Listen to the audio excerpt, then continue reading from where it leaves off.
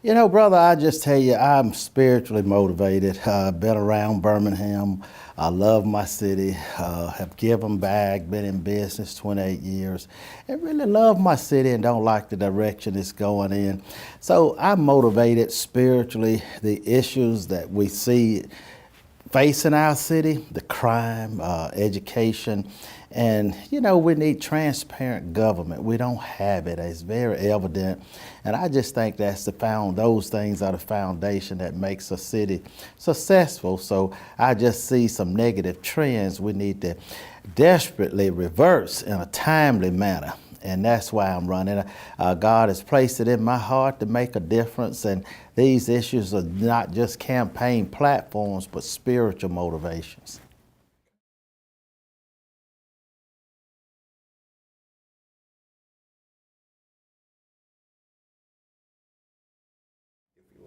You know, my vision is to unite people. My vision is to unite people. My vision is to unite people from all walks of life, irregardless of your political party, whether you're independent or Democratic, Republican, or Libertarian.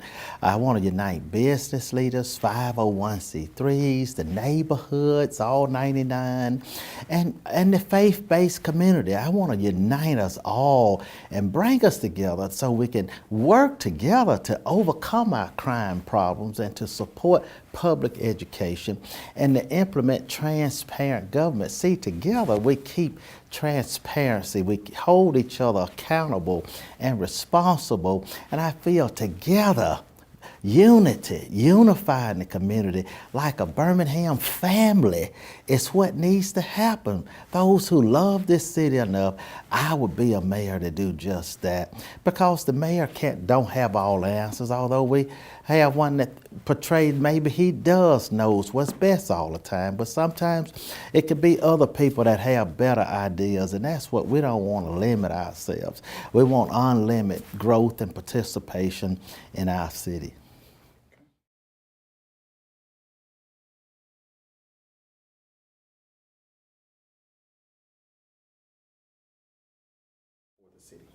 Because of, you want to know what a man's going to do, look what he's done in my own life. We've demonstrated teamwork and cooperation. We've been a football player for 14 years, 4 years in high school, 4 years in college, 6 years in pros. Before that, I'm one of 13 kids, 6 brothers, 6 sisters. So, and been in business 28 years, providing quality services to my clients, and married for 33 years. And I just praise God for that. I know my role as mayor, and as mayor, I'm the administrator of the city, and the council is the legislative arm of the city. They make the laws, the policies, but the mayor runs the city, and we have a mayor who wants to do both, because if he want to change the rules, the council is there to provide that transparency and accountability and responsibility. He wants to do both, so we've had more of a bully style approach. And when the council disagreed with the spending policies of the city, the mayor went to Montgomery and worked with Oliver Robertson and other Republican senators and legislators to change the Mayor Council Act to actually weaken transparency. And what the city is in desperate need of is honest and transparent government. So I don't have a problem with that. I will work with the council, because my role as mayor is to be the administrator, and the council make those laws. And because I will represent the people's best interest, and all this infighting, if you trace every last incident, it's been more of a personal issue as opposed to a people issue. So we're going to be there to serve the people. I'm a public servant. I don't like the label politicians, and putting the people first, and that goes back to my unification. If I'm united and gatekeepers and other organizations are working with the mayor together on a regular basis, then this is all in it together. That's what helps us keep focused. So that's my big vision for working with the council, rolling up my sleeve to work with the council. We have some outstanding city council members. They are some sharp individuals. They've been elected to serve their district. As you know, the city is made up of 9 districts, which below that is 23 communities, which below that is 99 neighborhoods. So that's representation from all 99 neighborhoods through those 9 people that come up through the 23 communities, and they are representing the people of the city. The mayor is not a district, he's the whole city, but these 9 council members are isolated representatives of all the people. So you have to work together. And some of them are brilliant, have brilliant ideas. And I don't mind sharing who I am in Christ because I'm confident who I am in Christ. Therefore, if someone has a better idea than I do, I'm not concerned about someone outshining me or having a better idea. Well, I want that because that makes it better. And that's just what you have. Even right now, here we are, March the 15th, and the budget cycle started in May of this year, and the mayor still has not sat down with the council to discuss the budget. And that's sad. You just can't have that. As mayor, I have to perform my fiduciary responsibilities and duties because I owe it to the people to do that.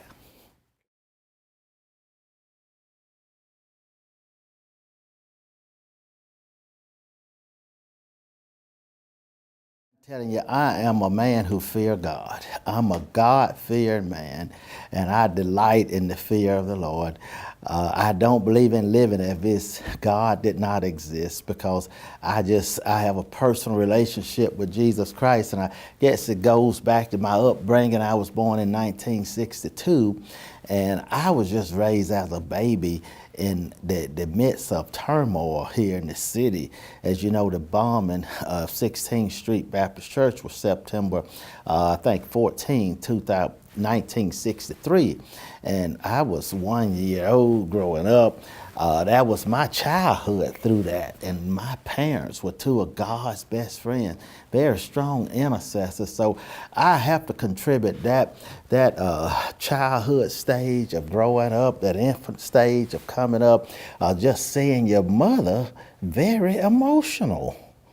I meant hysterical emotional because of what was going on, and the screaming and the hollering and the crying and the praying and a crowded house, 1 of 13. You know, I just grew up seeing that because I go to bed at night and my daddy would be in front of the chimney praying, and I wake up in the morning, he'd be there when I came back. So just seeing that, I didn't just hear sermons, I saw sermons. They told us that when I got old enough to ask, they said love people regardless of how they treat you, they hate you. And boy, my daddy had a different story every day when he came back home. So I didn't just hear the talk, they walked the walk. And that's what really ingrained that in me, although it wasn't until I got to college when I fully surrendered my life personally to Jesus Christ. I was a man who thought hard works and I could outwork anybody. And we're very good, didn't get in trouble, but it's something about total surrendering and letting go and giving full 100% faith and trust to Jesus Christ. It's like you're on a parachute and you let go and know he's that invisible chute that's going to hold you. So it took me longer to get there, but the foundation was there. So I'm not ashamed that every decision I make, I look to please Christ and put him first, and pleasing him as opposed to people, meaning he's placing me in this position because he loves his people, and I must serve him and serve his people.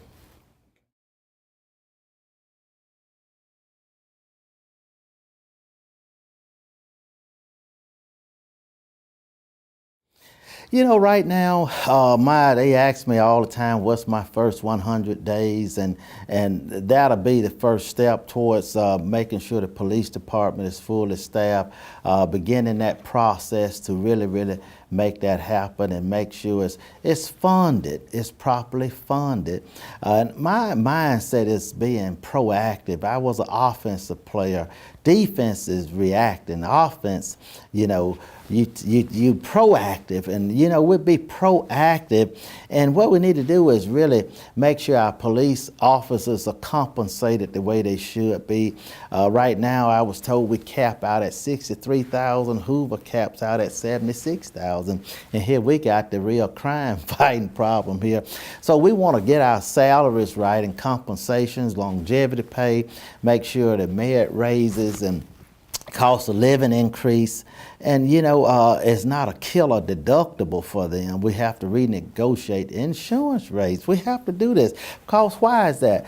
I want the police department, I want the entire city of Birmingham employees, I meant to have the best jobs and most desirable jobs in the state. I want to get it where we are attracting policemen from other cities that want to be a part of what we're doing here in Birmingham, because we're fully staffed, we be proactive. I want the best tools there, or even closed circuit TV.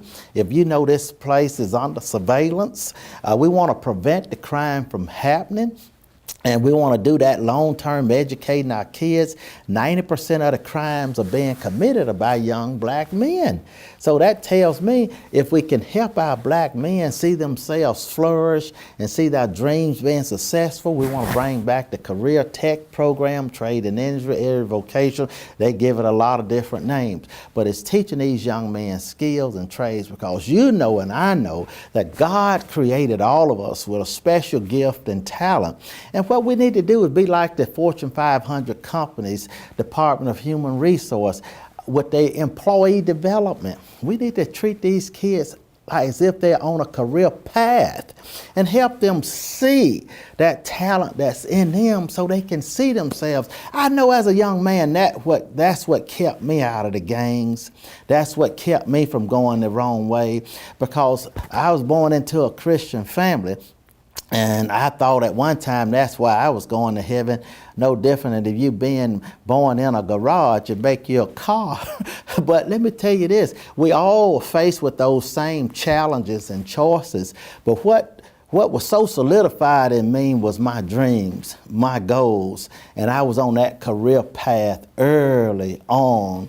And that's what we have to do for our young people. Help them get on their career path and build towards that. Years ago, we started a program over 20 years ago, Future Businessmen of America, and a ministry that I was connected with. That's exactly what we did. We helped these young men get on a career path early and see themselves succeeding in life. And what we did, we placed them with someone who was doing what they were doing so they could really get the big picture. And we have to do that, because that's crime fighting. That's crime fighting. And until we do things that create economic options for the young people who are committing the crimes, they're going to always justify what they're doing because they don't see any other thing they can do to make a difference. So that's a big answer, but that's the way I want you to know what my mindset is about dealing with crime.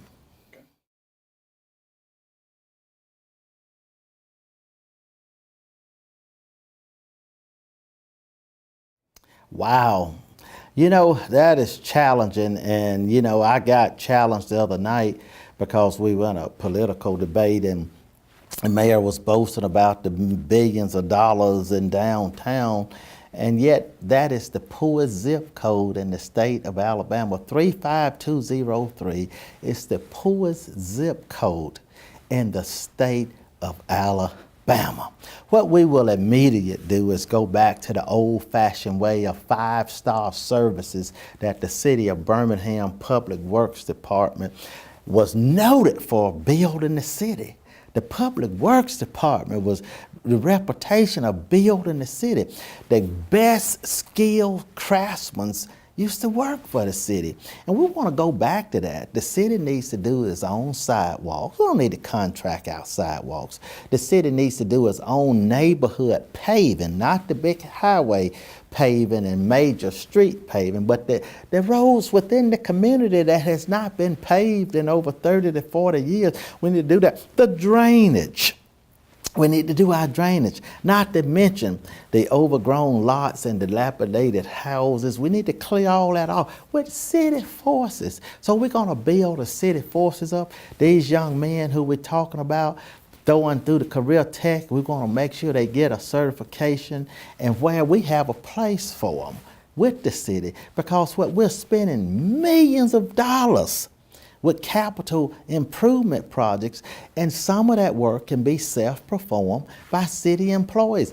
Under 2 previous mayors, I served as program manager that led that group and worked with the group of talented city employees to build a part of the rec centers and the pool buildings and all this stuff that the park and recreation needs. They did it. These sidewalks all the way around the city. Some locations and neighborhoods still don't have sidewalks. I know, I go door to door.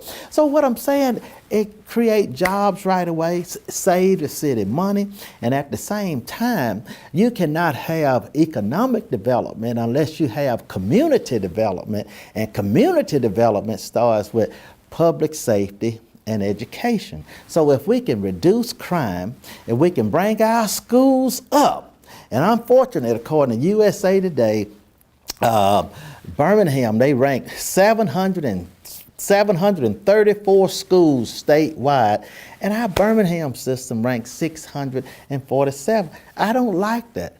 I don't like that. You got some people running for office don't like me saying that, but it is a reality.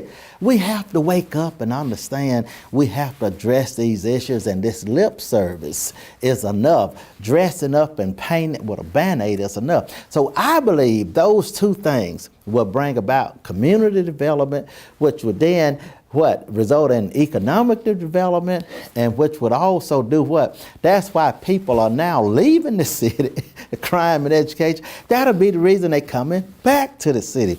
We also plan in our revitalization program of the city, proposed to the city council to put 9 municipal centers in each district, 1 municipal center in each district. And what this is primarily is a miniature city hall with the council of district office there, so they are hands-on, and her staff, their staff. City services, municipal courts where you come pay, if you got to find a ticket, you can come there, and also police substations. And what we want to do is let this development be the anchor with a developer who will also attract entertainment. Now the city will have entertainment rooms there for family reunions, for receptions and weddings, and we're going to make it upscale. And what we want to do is team with a developer, mixed use development, where you're seeing pop up where now this developer comes in, here's the city as the anchor. Now we can get this grocery store, we can get these restaurants, we can get these other service type things, and that's we see and really revitalizing and anchoring in the community with the crime, with the education, and we can do tax abatements to just do entire neighborhoods to rebuild them back. But we can't do that unless we get this crime under control. We're running away with crime. We passed our pace from last year as be a deadly city again. We're going up, we're not coming down.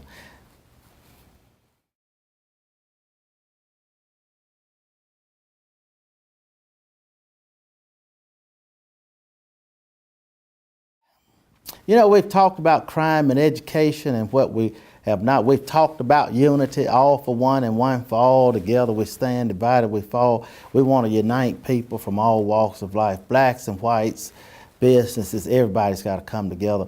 But the thing that I would think overnight that would just change the culture and the face of Birmingham is transparency. We must have transparent government, and I have seen some disgracious behavior by current leadership, but I want to restore the public trust. I will, by serving the citizens of Birmingham at the highest level of integrity and implement transparent government. What I would do in the next legislative session, which will start in January 2018, I will go to Montgomery with a agenda from the city of Birmingham, and on that agenda would be term limits to limit the mayor to 2 terms in office. I don't think you should be a career politician. It was never designed to be like that. And that would be the first order of business, to limit the mayor to 2 terms. I would also seek to roll back the clock to reverse the changes that were made to the Mayor's Council Act, because, like I say, it weakened it. And what it did, it allowed the mayor to have more power because he disagreed with the city council with the decision that was made. So he went to Montgomery to change the law so he could have more power with the waterworks, and also he can now spend money without council approval, which has been to the tune of $80 million. And when he was a councilman, he changed the law so at then Mayor Dr. Kincaid could only spend couldn't spend over $10,000 with council approval. And now that he's mayor, he went and reversed it so he can spend his unlimited amount. And that's terrible. And the reason he did it, because he had already, in my opinion, he had already broken the law and spent money unauthorized per the Mayoral Council Act. And he teamed with his friend Oliver Robertson, who helped lead with other Republicans to help change that, which is very, very disappointing. And one of the many disgracious things was during a tornado that hit out in Pratt City.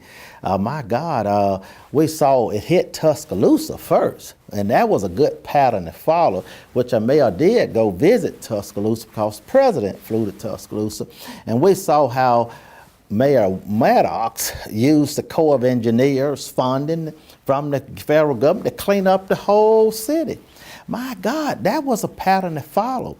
Instead of allowing the federal government to come in and clean it up, which would have gotten done very quickly and soon, timely, it took forever, our mayor chose to not accept that money, but to take that opportunity to hire a company that he was a consultant for and give a $10 million no-bid contract to do the work. Now, that $10 million could have went to pay the city employees their longevity pay, which the mayor took, pave roads, education, crime, create jobs. I mean, it could have went, so what I'm saying, that's just one of many. These payday lenders, they not regulated, and they use Mr. Robertson again as a lobbyist for them. This is going too far. And we have a mayor that has just been on the background. We had an opportunity when the 1-cent sales tax went out from the schools, this county-wide tax, $100 million annually.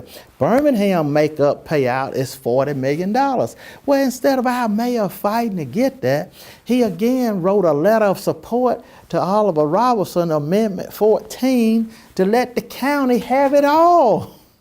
And now they want to get a city $4 million. Can you imagine $40 million in our school system annually, every year circulating? What that could do to pay teachers' salary, top teachers' salary, do all these programs. We can be a world-class system, but we have a mayor who is just not serving the people.